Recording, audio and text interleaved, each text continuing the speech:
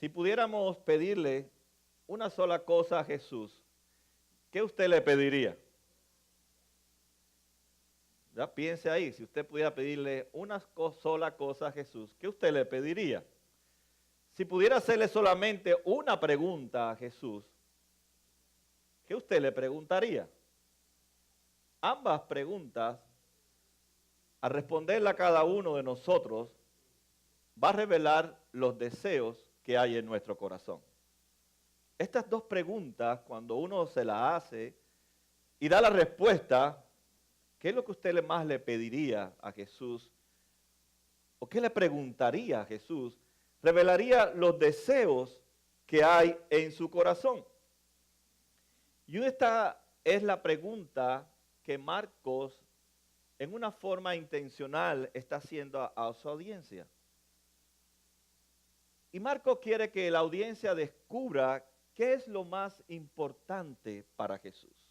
¿Cuál es el deseo que hay en el corazón de Jesús? ¿Cuál es la pasión que hay en el corazón de Jesús? Y hay un principio espiritual para uno crecer espiritualmente, que mis deseos coincidan con los deseos de Jesús. Que lo que a mí me apasiona sea lo que le apasione a Jesús. Y Marcos nos habla a través de estos 4 pasajes, nos habla de esa ventana que Jesús abre para que su audiencia pueda entrar en la intimidad del corazón de Jesús y en los momentos privados de Jesús que tiene con sus discípulos y con la multitud. Muchos ven este pasaje como un todo, como un gran cuadro donde hay 4 cuadros incluidos en este solo cuadro. Primero vemos que Jesús va a casa de uno de los pescadores. Después Jesús se encuentra con una multitud que está creciendo. Después Jesús se encuentra con sus discípulos conversando y Jesús se separa para orar. Marcos nos presenta estos cuadros en una sola imagen, pero hay algo que Marcos ya había mencionado anteriormente, que su audiencia la tiene en mente y que nosotros también debemos de tenerla en mente para poder entender estos 4 cuadros, que es una sola historia que Marcos nos está revelando. Y es cuáles son los deseos de Jesús y cuáles son tus deseos. En el versículo 21 al 28 de este mismo capítulo 1, Jesús, de una forma sorprendente, maravillosa, va a una sinagoga y en la sinagoga había una persona que tenía un demonio y Jesús hace manifestación del gran poder que él tiene para expulsar a los demonios. Y dice Marcos que este evento de mostrar a Jesús públicamente el poder que él tiene, provocó que la multitud se preguntara que no había hombre como este hombre y que Jesús realmente adquirió una fama que muchos de nosotros quisiéramos tener en nuestro tiempo. Dice en el versículo 28, como resultado, o sea, como haber sanado a este hombre en la sinagoga, dice, como resultado su fama se extendió rápidamente por toda la región de Galilea. Uno pensaría, si Jesús logró esta fama, debería haber perseguido esta fama, debió haber realmente transmitido a los discípulos que una de las cosas importantes en su vida es ser famosos, es ser gente populares, es ser gente reconocida por otras personas. Pero es interesante que automáticamente Marcos nos presenta a un Jesús que no le da importancia a la fama, no le da importancia a ser popular, algo que hoy los jóvenes y los no muy jóvenes quieren ser famosos a través del arte, a través de la intelectualidad, a través de deportes. Quieren ser famosos, buscan la fama, buscan la popularidad dentro de las escuelas. Sin embargo, vemos que Jesús no hace como nosotros hubiéramos hecho. Indicando que Marcos nos dice que en el corazón de Jesús no está ser famoso, no le importa la fama. No es un deseo, no es algo que a Jesús le apasiona ser famoso, salir por todos los canales de Jerusalén, de poder ser reconocido en el mundo entero, que lo inviten a predicar o a enseñar sobre cualquier tema de la Biblia. No le importaba incluso ni tener una congregación, una mega church, de ser un hombre que escribía libros, porque dice que ningún libro escribió. Marcos nos revela entonces algo del corazón de Jesús, que muchas veces nosotros le damos mucho valor, que es a la fama.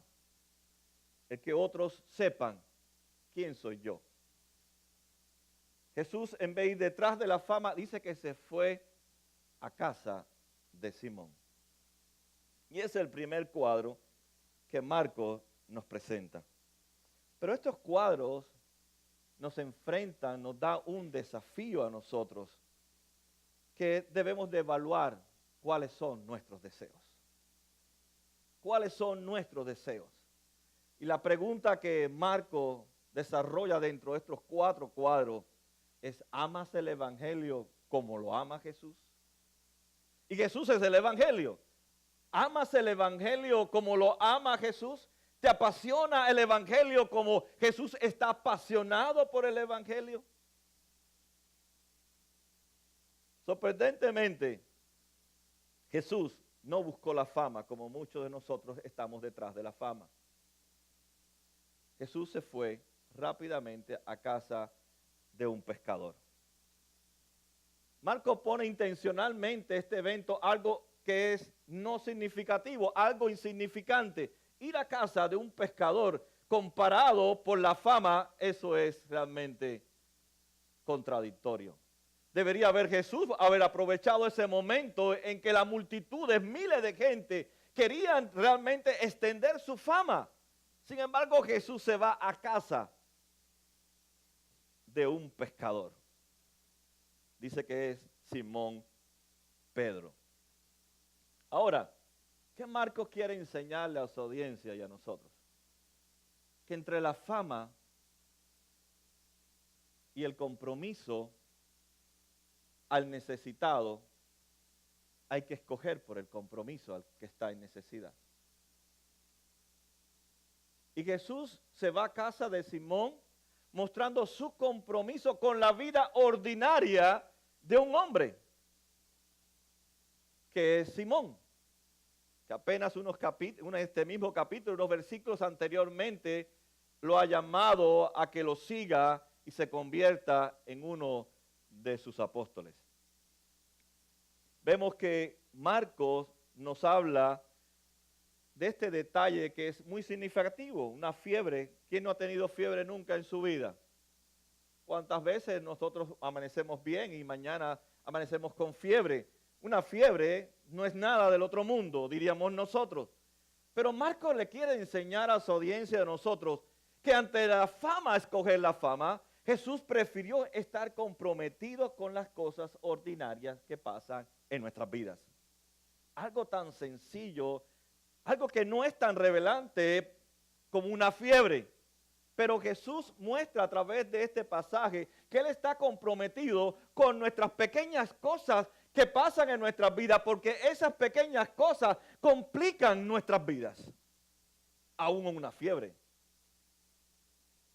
Y Marcos nos habla que Jesús realmente sí les importa los efectos de la caída, como es una fiebre en nuestro cuerpo.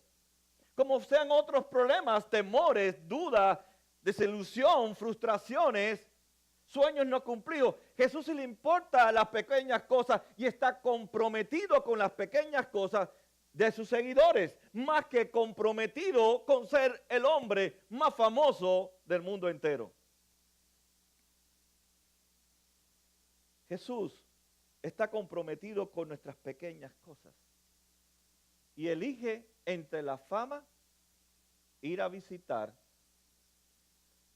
a una familia insignificante, en una aldea insignificante, en una familia insignificante para nosotros, pero muy importante para Jesús. Y va por amor y visita este hogar. Y encuentra un pequeño problema, la suegra de Pedro con fiebre. Jesús sí le importa nuestra vida más que la fama.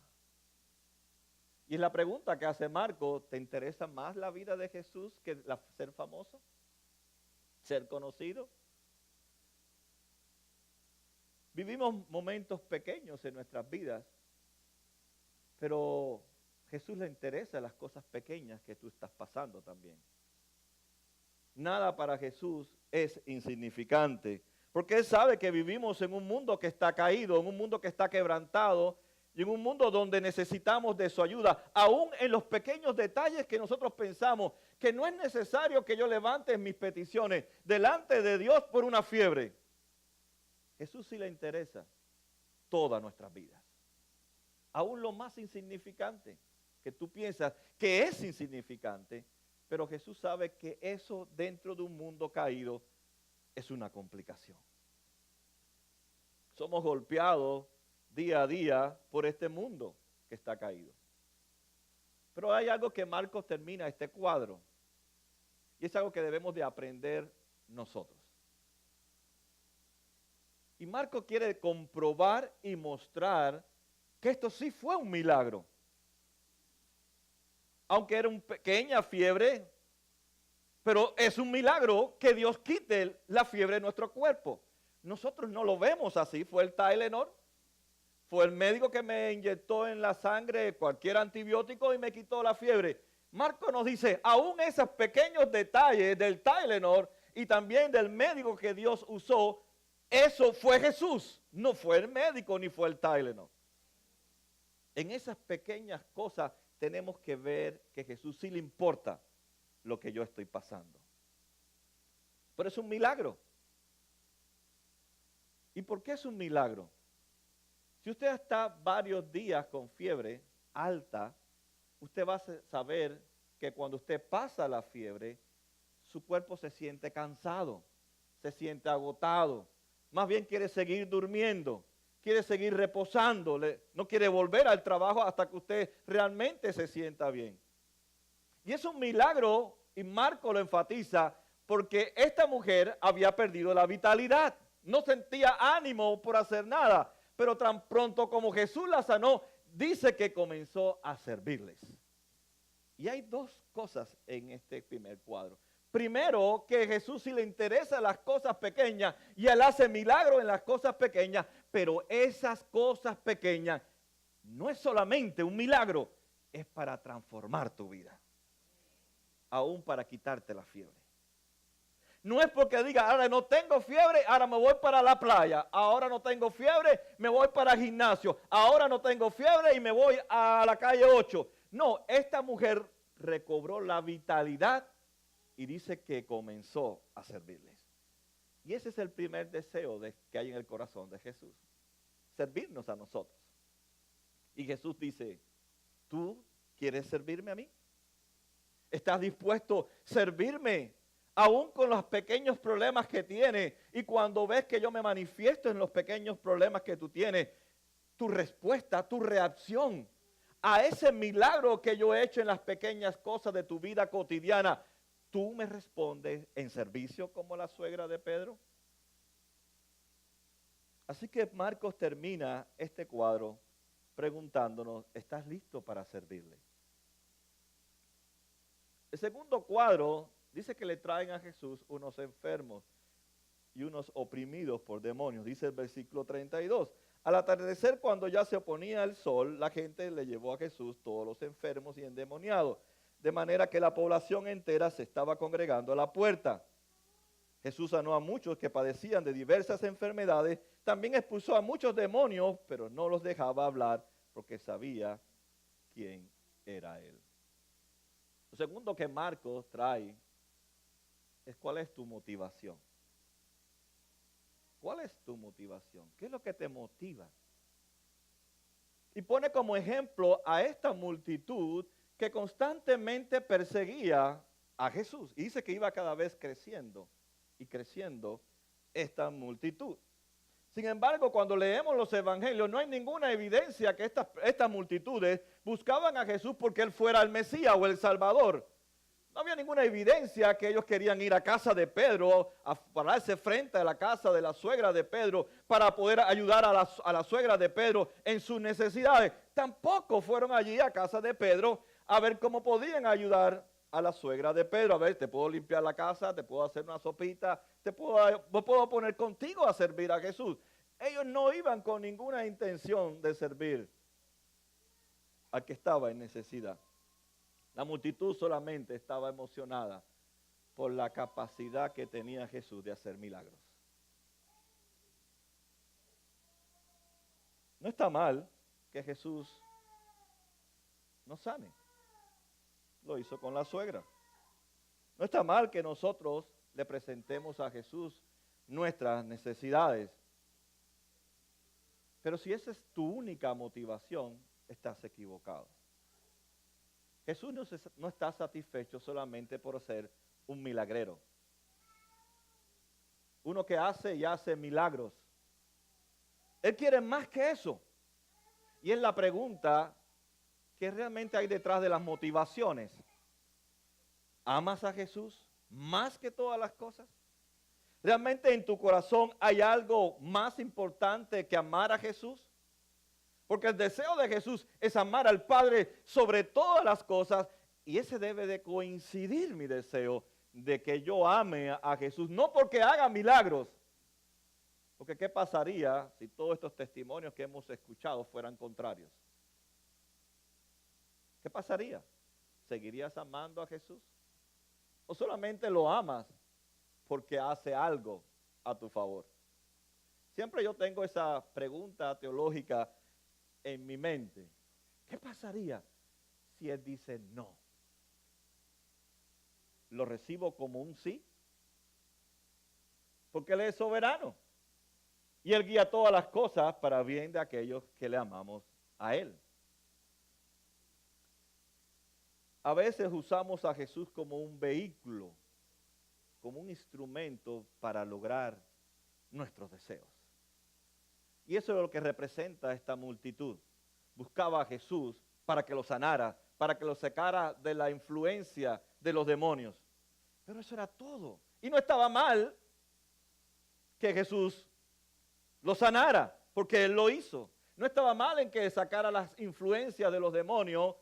Lo que estaba incorrecto era la única motivación de ellos, era esa.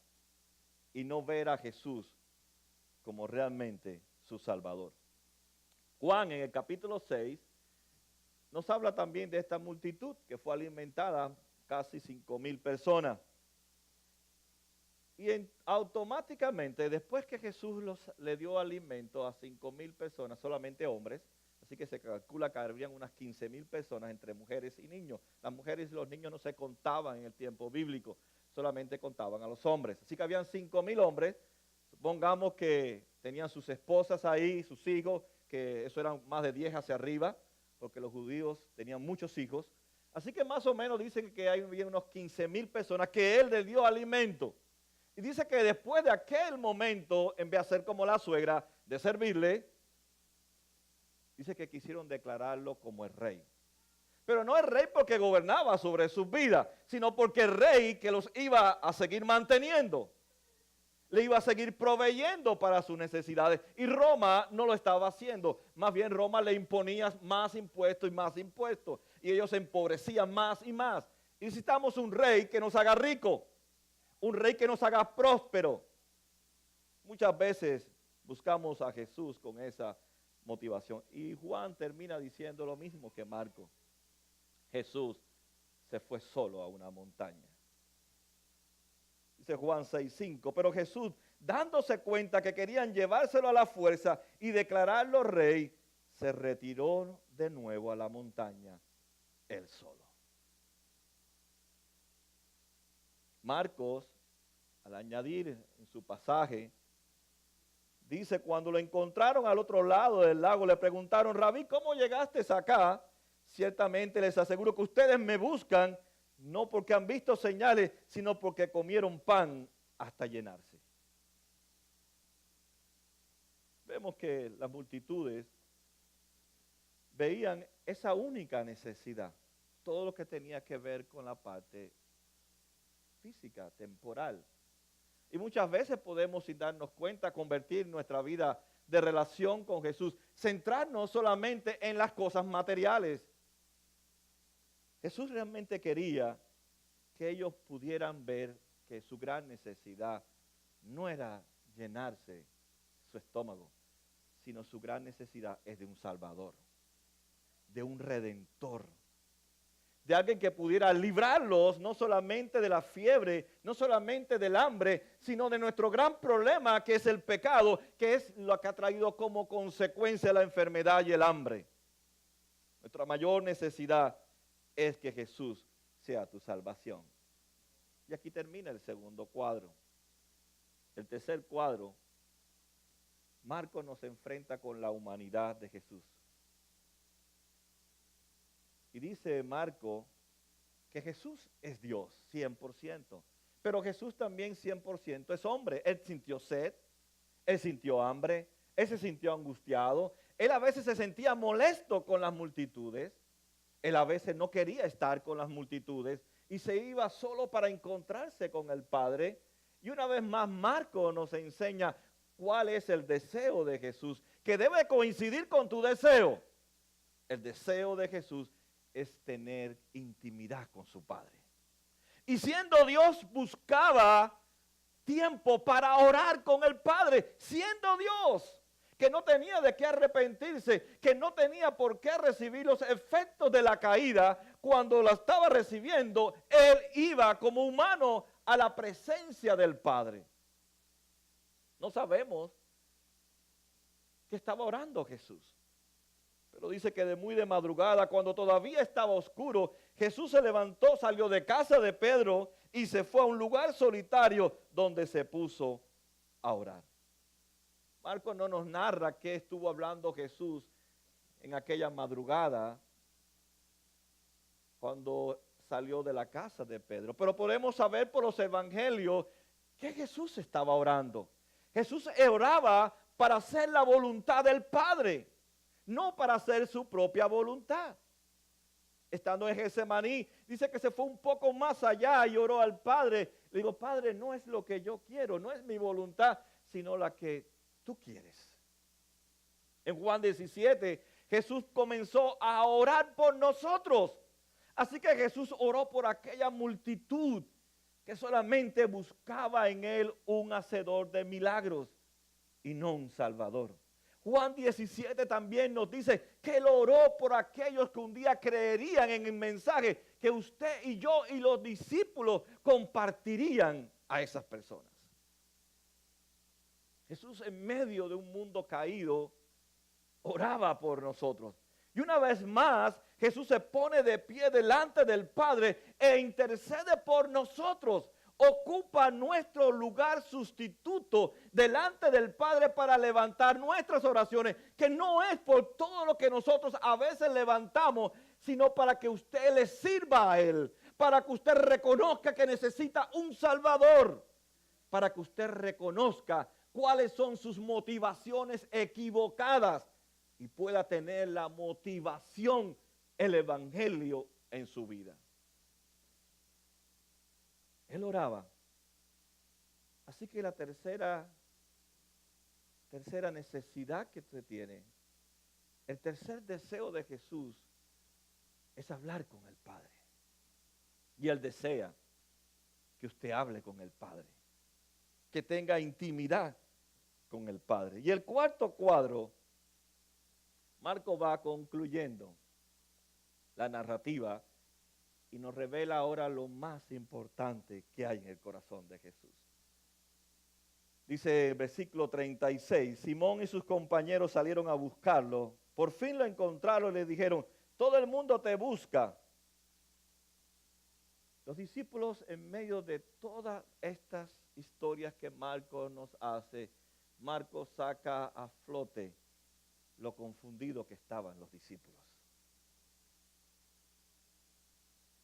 Observe que Jesús le dice, vámonos de aquí a otras aldeas cercanas donde también puedo predicar.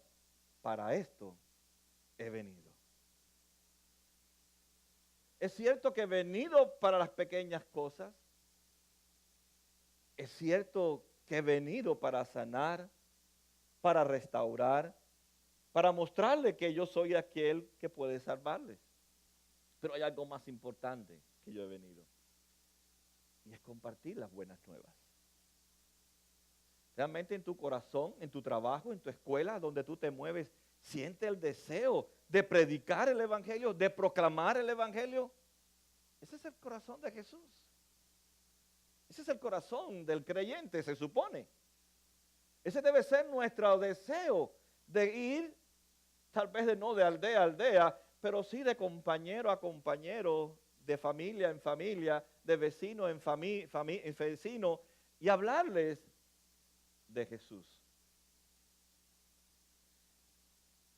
Jesús pudo demostrar su poder y fue cierto. Él tiene poder para hacer todas las cosas. Él puede alimentarnos, no dejarnos nunca sin alimento. Eso habla el Padre nuestro. Es cierto que Él saca las influencias de Satanás de nuestra vida. Él está pendiente de nuestras cosas pequeñas. Pero Jesús no solamente vino para esos detalles, aunque son importantes. Jesús quiere sanarnos de algo más profundo que hay en nuestras vidas. Y es tus pecados y mis pecados. Tus ídolos y mis ídolos que constantemente se empinan en nuestros corazones y se vislumbran en nuestra forma de ser, nuestras motivaciones, en nuestros deseos. Ahí salen nuestros ídolos. Jesús dijo que Él quería ir a las aldeas cercanas a predicar el evangelio.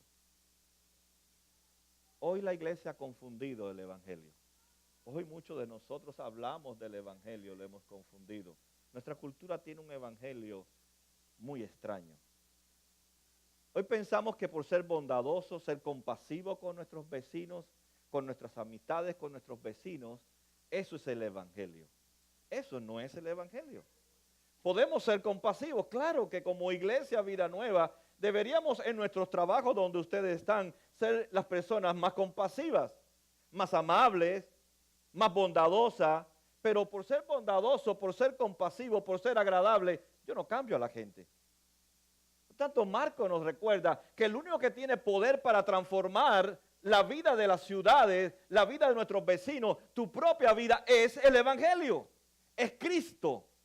Y cuando la comunidad donde tú vives, en tu familia donde tú vives, y ese evangelio te visita por la gracia de Dios, entra en tu vida, toca tu corazón, comienza a haber cambios en tu vida de transformación. Y eso se expresa en bondad, en alegría, en gozo, en mansedumbre, en control propio, en humildad.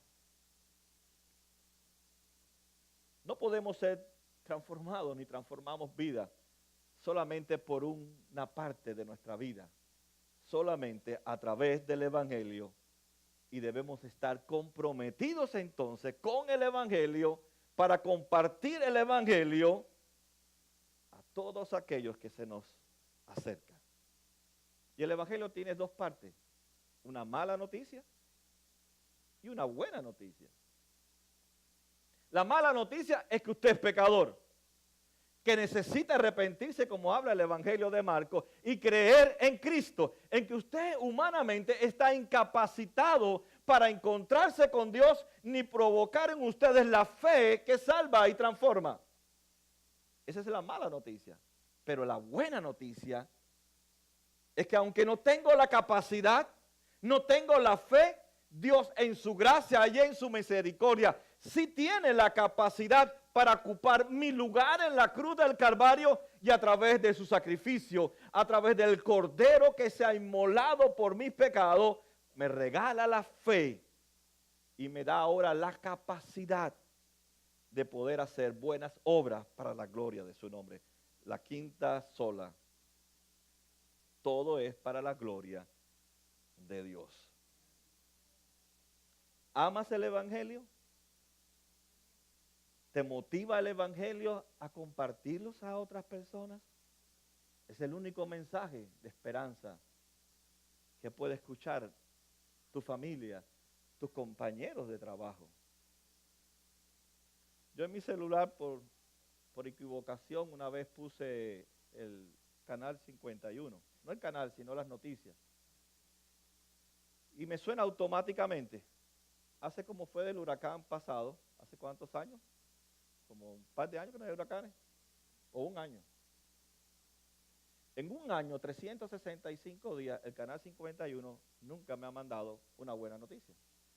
Un hombre mató a su mujer. Un hombre quemó a su esposa con sus 5 hijos. La mujer abandonó a su esposo. El artista fulano de tal hizo esto. El deportista hizo esto. Todas son malas noticias. 351 días, 365 días, solamente el canal 51 me manda malas noticias. Está bien, porque eso me recuerda que vivo en un mundo caído. Pero me voy a quedar todo el tiempo en un mundo caído sin esperanza. De que no hay una mujer que no queme a su esposo, que no hay un esposo que no queme a su esposa y a sus hijos, que no haya que le han dado 3 disparos, que las pandillas están aumentando en Nueva York y ahora se han trasladado hacia Miami. No hay buena noticia. Es cierto que hay un sector que es la mala noticia, pero la buena noticia es que Dios vino para cambiar todas esas malas noticias. Y ese es el poder que tiene el Evangelio. Y es el poder que hay en tu boca al proclamar el Evangelio. Cambia, transforma vidas. Dice Jesús, ¿te preocupan las personas que te rodean para hablarles del Evangelio? Versículo 39, Jesús termina. Así que recorrió toda Galilea predicando en la sinagoga y expulsando demonios. Marcos termina intencionalmente expulsando demonios para indicarnos lo fácil que es olvidarnos de las necesidades de la gente. Lo fácil que es olvidarnos del valor de la salvación. De lo fácil que es olvidarnos que la única motivación en nuestra vida debe ser Cristo. Que es fácil para nosotros solamente centrarnos en nuestras necesidades temporales y no en nuestro crecimiento espiritual. Marcos lo hace intencionalmente. Tal vez usted no se percata porque no ha estudiado el Evangelio. Pero cada palabra debe sonarnos a nosotros en nuestra mente como una campanita, la cruz. Y Marcos pone a su audiencia frente a ellos a un Jesús que aunque va resolviendo nuestras necesidades cotidianas, a un Jesús que quiere que usted descubra cuáles son sus verdaderas motivaciones, que aunque Jesús quiere que usted entienda que necesita desesperadamente de un Salvador, que aunque usted debe servirle a Él, Marcos nos pone delante de nosotros, a la vista, siempre la cruz. Por eso Jesús dice, yo necesito hablar de la buena noticia. ¿Cuál es esa buena noticia? Es que no hay buena noticia si no hay cruz. Si Jesús no va a la cruz, no existe ninguna buena noticia. Tú no has recibido ninguna buena noticia si Cristo no hubiera ido a la cruz. La cruz, la tumba vacía, es la buena noticia. Y es una noticia tan buena que Marcos termina que expulsaba demonios, indicando que la cruz un día conquistaría la muerte y destruiría a nuestro peor enemigo, que es Satanás. Jesús vino a rescatarnos. Y Jesús no va a ceder hasta que no te rescate totalmente y absolutamente. Y es algo que ordinariamente Jesús hace. Es algo que Jesús hace día tras día en tu vida. Tal vez tú no te percatas porque tú desconectas todo de la cruz. Pero cuando en tu mente hay una cruz y está el Calvario en tu mente y está el sacrificio que Jesús pagó por ti, que tu nombre está allí en la cruz clavado, ese momento de la cruz, ese instante de la cruz, derrumba todos los deseos que hay en tu corazón y coloca todos los deseos del corazón de Jesús. Es muy importante que no termines de leer este pasaje sin que te hagas esa pregunta. ¿Amas el Evangelio como lo ama Jesús? ¿Amas a la gente como Jesús ama a la gente? ¿O te has acostumbrado a tu pecado? ¿Te has acostumbrado a tu indiferencia? ¿Te has acostumbrado a mantenerte callado y callada donde tú estás? ¿O amas el Evangelio? Marcos es radical en su Evangelio. O amas a Jesús y hablas de Él. Y si no hablas de Él, es porque no lo amas. Si amas a Jesús, tu corazón está lleno de sus deseos. Si no amas a Jesús, estás lleno de los deseos de tu propio corazón. Muchas veces nos acostumbramos al egoísmo. Nos acostumbramos al orgullo. Nos acostumbramos a la lascivia. Nos acostumbramos a tantos y tantos pecados que llega el momento en que ya no nos mueve la cruz porque realmente ha endormecido mi corazón. Y lo que debería molestarme, lo que debería irritarme en mi propia vida, ya no me irrita. Ya me he acostumbrado tanto a mis pecados que no me molestan mis pecados. ¿Es tu pasión cuidar, valorar tu salvación? ¿Coinciden tus deseos con los deseos del corazón de Jesús? ¿Te deleitas en lo que Jesús se deleita? Piensa en esto. Si puedes estar en la presencia de Dios, si podemos hacer como Jesús, separarnos a solas de hablar por Dios, no es porque tú eres bueno, sino por su justicia.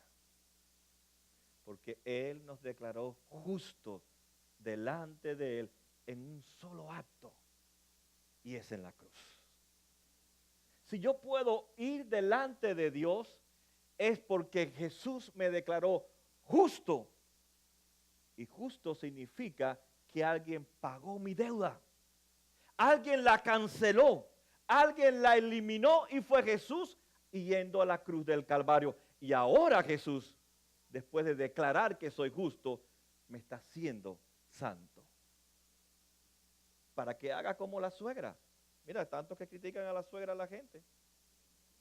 Son mejor que los nueros y las esposas de los hijos o de las hijas.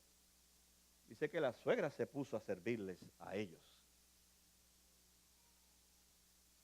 Así que las suegras no son tan malas. Dele gracias a Dios por las suegras. Comienza a servirles a ellos.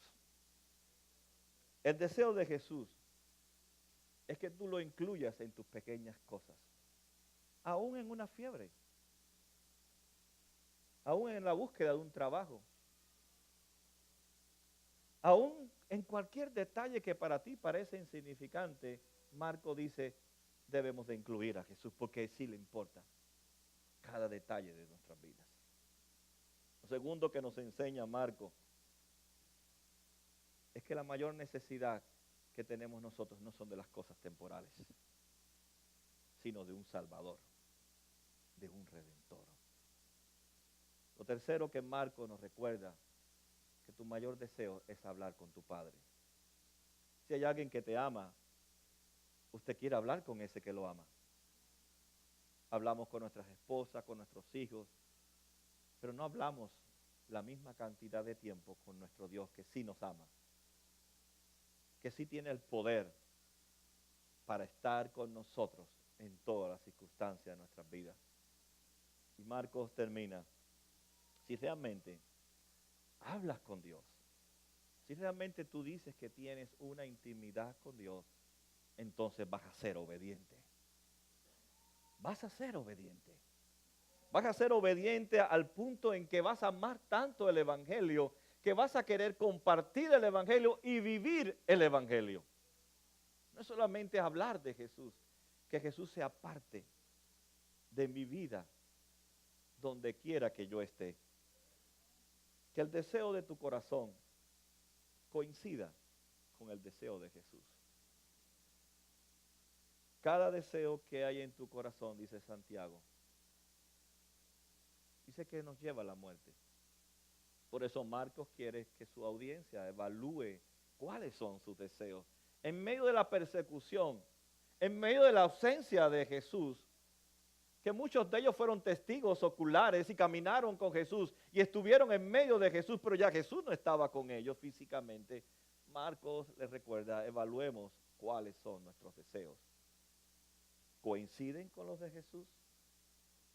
Si coinciden con los de Jesús, entonces yo amo a Jesús y amo el Evangelio.